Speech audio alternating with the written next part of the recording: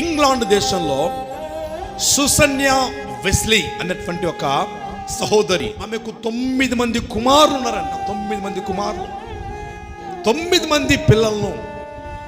ఆ పిల్లలందరినీ కూడా భోజనం పెట్టి కడుపు నిండా వారందరూ కూడా నిద్రపోయిన తర్వాత ఆ తల్లి దగ్గరికి వెళ్ళి ఒక్కొక్కరి తలల దగ్గర కూర్చొని వారి తలలపైన చేయేసి ఒక్కొక్కరి దగ్గర ప్రార్థన చేయడము ప్రారంభించేదంట. కొన్ని సందర్భాలలో ఆమె ప్రార్థన చేయడం ప్రారంభించి చివరి వాడి దగ్గరికి వచ్చేలోపు తెల్లవారిపోయేదంట.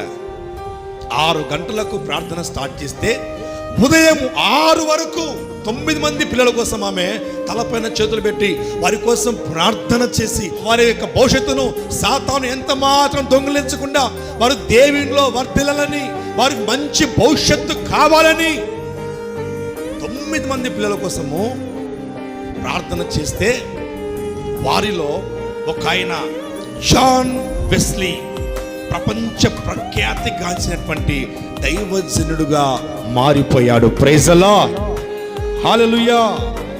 రెండవ వ్యక్తి చార్లెస్ వెస్లీ అనేటువంటి వ్యక్తి ప్రపంచ ప్రఖ్యాతి గాంచినటువంటి ఒక సంగీత దర్శకుడిగా మారిపోయాడంట.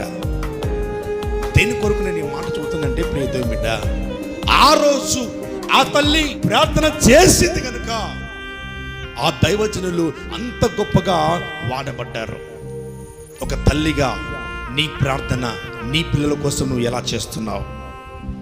నీ సమయాన్ని నువ్వు మామూలుగా ఇప్పుడు లేటెస్ట్ టెక్నాలజీ ప్రకారం చూస్తే సెల్ ఫోన్స్ మనం వాడుతూ మన సమయాన్ని వ్యర్థపరుస్తున్నామా? లేదు మన టీవీలు చూస్తూ మన సమయాన్ని వ్యర్థపరుస్తున్నామా? ప్రియ తల్లి, ఈరోజు దేవునితో మాట్లాడుతున్నాడు.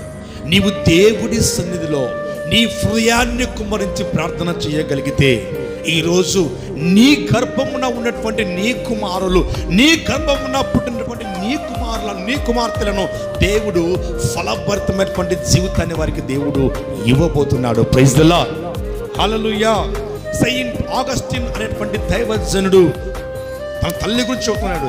నా తల్లి యొక్క కన్నీటి ప్రార్థన ప్రవాహంలో నేను దేవుని రాజ్యానికి కొట్టుకొని వచ్చాను.